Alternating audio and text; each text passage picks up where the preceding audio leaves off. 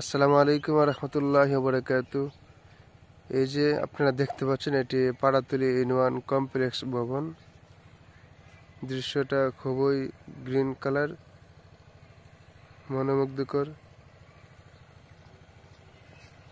এগুলো কৃষকদের এরি জমিন বলা হয়, এখানে বলা হয় এরি ক্ষেত।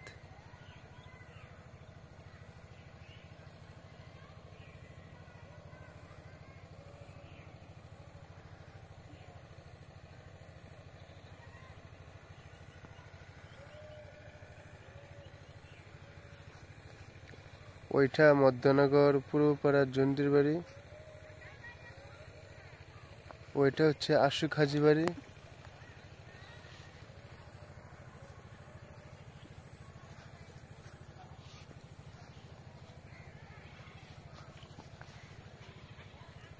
ওইটা হচ্ছে মধ্যনগর কেরাতুল কোরআন মাদ্রাসা।